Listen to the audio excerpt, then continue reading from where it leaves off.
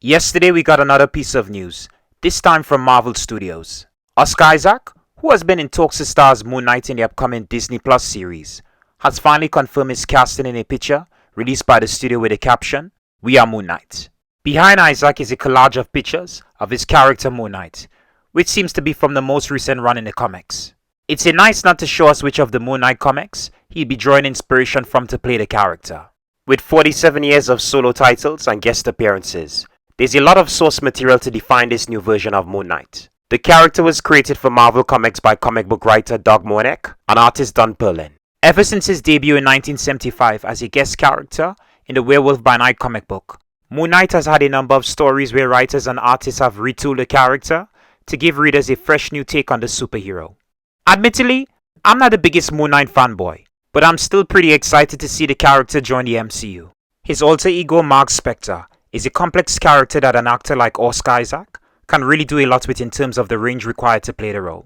He will start off as a mercenary before going through a life-changing event that turns him into a superhero. Well, more of a vigilante.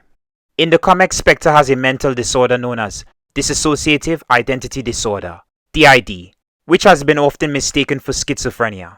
Issac's character will have multiple personalities and different identities that are distinct from each other, meaning the actor will have the opportunity to play not just one role, but a few other roles. That has to be an exciting challenge, bringing to life not just one, but a handful of other characters which all feed into a fractured psyche. This happens after he becomes an avatar of Cont'd, the Egyptian god of the moon, in a near-fatal mission to Egypt. The god saves Mark and gives him a new purpose in life, and he adopts the identity of Moon Knight. That's just a small fraction of Moon Knight's history, which is worth looking into. If you're interested in getting some more background on the character before the show starts, I've linked Marvel's official page, which details a lengthy bio that covers the entirety of his character arc. You can find that in the description below. Happy reading, folks! Moon Knight will certainly hold your interest the more you get into his lore. The character is often compared to Batman, because they are both billionaires who fight crime and utilize gadgets. Considering that both DC and Marvel share similar characters, it's not surprising to see a Batman-like character from their competitor. I still think Marvel has done enough to make Moon Knight more than just a Batman knockoff. Moon Knight doesn't usually have any outlandish superpowers. He's just an ordinary man who uses an array of gadgets and skills he's learned throughout his life. He's a highly skilled combatant and strategist who can utilize a number of fighting styles and weaponry. His supernatural abilities include visions, being resurrected via Cont'd, and having enhanced strength, speed, and endurance depending on the lunar cycle. He also has the ability to change to and from his costume identity at will. One of the most distinguishing features of Moon Knight is his all-white costume, which is perhaps not the most covered outfit for a superhero to wear. Also, keeping an all-white costume clean must be really hard work. Lucky he's a billionaire. He can buy as many white suits as he wants. In the comics, he has two notable outfits. There's the traditional Moon Knight costume, where he has a hood and cape and the crescent logo on his chest. And the modern version, which is just an all-white suit with a mask embedded with a crescent moon. While I like both, I'm hoping that they go for the more traditional look. I'm just picturing the costume in live action, and already, I can envision how cool it will look on screen. Fingers crossed they nailed the design, because if done right, this could be one of the most visually appealing costumes for a comic book character. Moving back over to our lead star, it's strange that Marvel took so long to confirm this casting, especially when it has been circulating the major trades and just about every site that covers comic book news. I guess they held off on making an announcement because they were still negotiating behind the scenes and finalizing the contracts. Even with an actor confirmed to star in a project, it's possible for them to depart from a role. It's good to see Issac back in the comic book space, playing a character like Mark Spector, who will be a step up from his previous role as El Sabanur, aka Apocalypse, in the 2016 film X-Men Apocalypse, a role the actor couldn't elevate because the material he was given was lackluster. But now in this Marvel Studios show, he will be given his time to shine and a much better role to fully make use of his talents.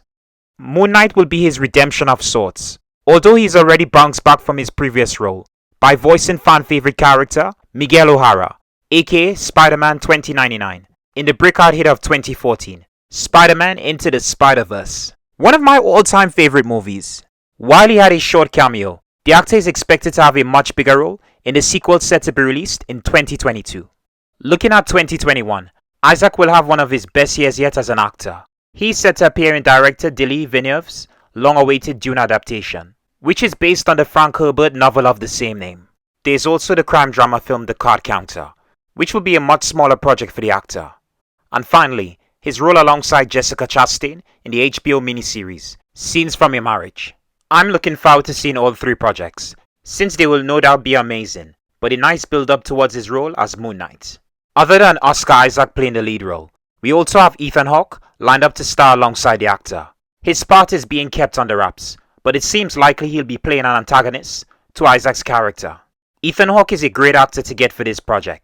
His body of work and reputation as an actor in Hollywood speaks for itself. There's a certain gravitas he brings to his roles that have always captivated viewers. An actor of his caliber can do just about anything he wants and pull it off with amazing results. This is his first role in a property based on a comic book, which is a huge deal.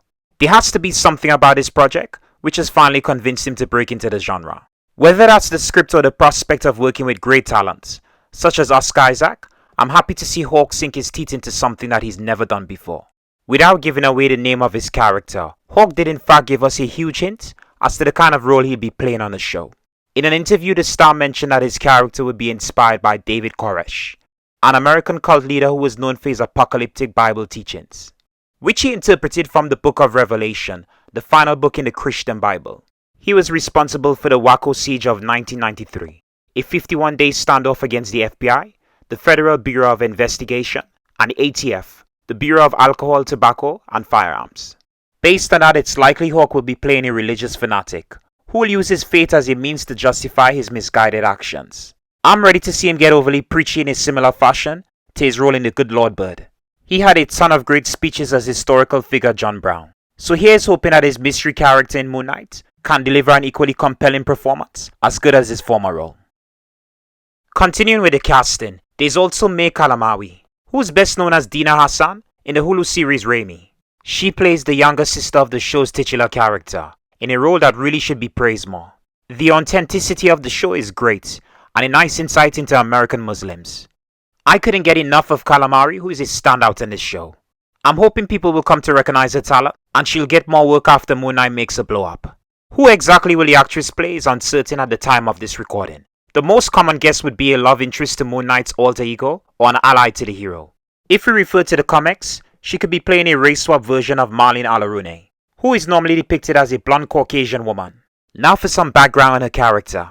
She's an art history graduate and the daughter of Dr. Peter Alarune, a renowned archaeologist who leads an expedition to excavate the tomb of Pharaoh Seti II in the Valley of the Kings.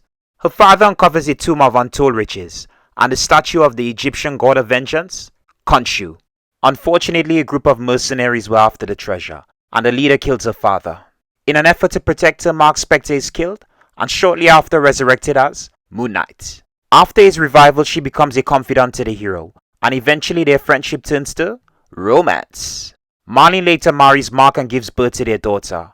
While in support of his activities as Moon Knight, their relationship is often affected by the trouble it brings. If this is the character Calamary is playing, she won't just be a damsel in distress, or someone incapable of defending themselves.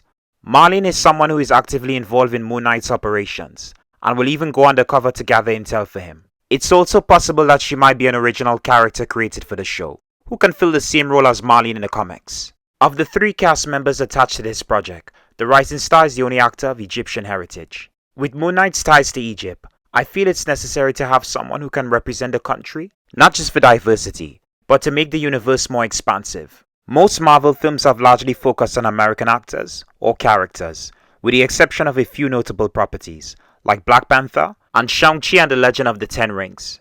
It's nice to see other parts of the world come into play, or represented within the universe, through characters who have roots from other countries outside of the US. I'm sure fans from Egypt or the Arab nations will feel a sense of pride and appreciation to finally see a character in the franchise who represents their nation. This is just the initial casting phase for the show. I'm sure within the next few months, they will announce more actors joining the project. One of the characters I'm looking forward to seeing is Jean-Paul Duchamp, or Frenchie. Not to be confused with Frenchie from The Boys. That's a different character with a similar nickname. Duchamp is one of Mark's mercenary buddies, and an ally to the hero. Normally he pilots Moon Knight's helicopter and assist him with various missions. Okay, it's time to move on to the all-important creative team, which for me is the most important piece of any project. They are the ones working on the show from the ground up. So without further ado, we have writer and producer Jeremy Slater, who will serve as the showrunner and head writer for the series. He was the showrunner behind the short-lived 2016 series, The Exorcist, which served as a sequel to the original 1973 horror classic. It's been a rocky road trying to replicate the quality of the original film. Most of the sequels released after the original have tried their best to continue the story in some form. Surprisingly, even with 5 sequel films, they have yet to do anything that's worthwhile. For the longest time, it seemed like the property wouldn't get its due. It was just impossible seeing someone take over the reins of the franchise and make a good follow-up. But Slater and his team managed to do something interesting with the property that shows his creativity as a showrunner. I still haven't gotten over the cancellation because this was such a good show. His most prolific work is with Netflix, where he developed the Umbrella Academy for the streamer. It's amazing what he was able to do with the property, which has become even more popular than the comics it was based on. Having enjoyed his work on the Umbrella Academy, I'm confident that he's the right person to adapt Moon Knight. Next on the creative team, we have Mohammed Diab, who will serve as the show's main director. The Egyptian filmmaker is best known for his directorial debut, Cario 678. The film sheds light on sexual harassment in Egypt through the lens of 3 women from different social classes. Due to the subject matter of the film, it was highly controversial in Egypt and was almost banned from being released. The film is currently available to stream on Netflix. There's also his 2016 film, Eshtabak, aka Clash. Having seen both films, I'm excited for the director to make the jump to Hollywood in what will be a huge career move that will put him in the spotlight. Directing duo Justin Benson and Arron Moorhead are also set to direct on the show. The duo are known for their work co-directing horror-based films, such as 2014 Spring, a romantic body horror film centered around a woman harboring a dangerous secret from a lover. From the trailers, I wasn't expecting much from this film, but it turned out to be a really engrossing story, which put the directors on my radar. There's also 2017's The Endless, which saw the filmmakers behind and in front of the camera. Now this film is criminally underrated. If you're into sci-fi and horror, it's a perfect combination between the two genres. That along with the great direction and cinematography makes this an amazing story to follow. These two along with Diab are really going to wow the audience with their directing, which will be distinctive and not seem like the same person directing all the episodes. I think Marvel has assembled another creative team that could potentially deliver one of their best shows to date. Given their backgrounds and the material they have to work with, Moon Knight can be the show that can revitalize the MCU. Moon Knight is going to be a whole different beast compared to the other Marvel Studios, Disney Plus shows, and even the films. Moon Knight is going to explore some topics that have yet to be touched on within the MCU. We will get an insight into mental health through Mark Spector's discovery of his other identities, and his life becoming more complicated through their actions. There's also religion, which is a core part of the Moon Knight character. Mark was raised by a rabbi, and as an adult, he's continued to practice Judaism.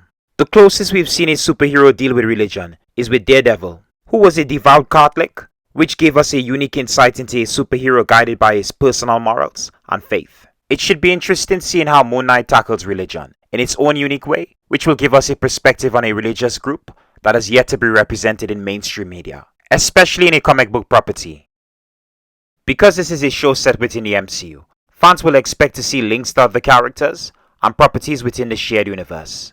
Already there are rumors circulating that Blade, played by Mahershala Ali, will pop up at some point in the show. While I'm excited to see Blade make a physical appearance on screen, after that vocal tease at the end of Eternals, I would hope it's in a post-credit sequence and not in the show itself. I love fan service and Easter eggs, but I'm hoping that Moon Knight can be a mostly self-contained show that doesn't rely too heavily on any of the aforementioned tropes. Let Moon Knight establish himself without the need of any support from anyone, at least in this first season.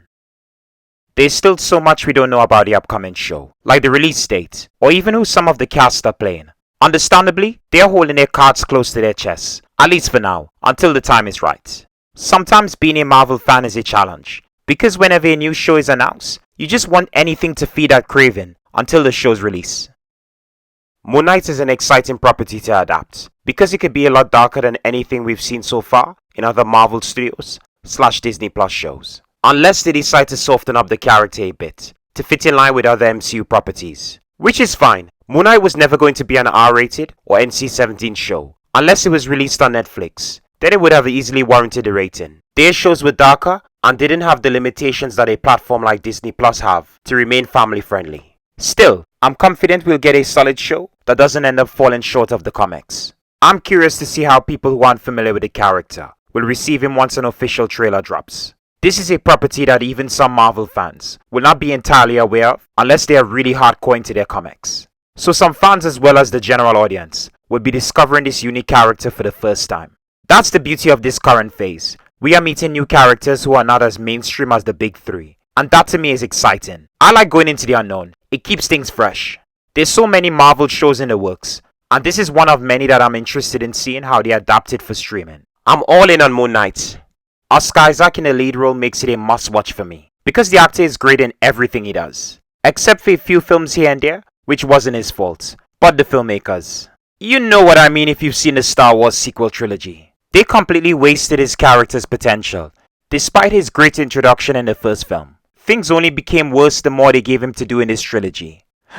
I'm getting sidetracked with that, but I truly believe we are in for a wholly delicious slice of MCU pie with this one. I know that's a weird way to describe the show, but I'm starved. And with that, I think it's time to end this video. Don't forget to stay tuned for more Moon Knight related news. I'll be following the show and covering any major news released in the coming months, especially anything that sheds light on the characters we can expect to pop up on the show. So are you excited for Moon Knight? Also tonally, what do you expect from Moon Knight? A dark show or something that's more of the same PG tone we've had for the majority of MCU films and TV shows? Let me know in the comments below.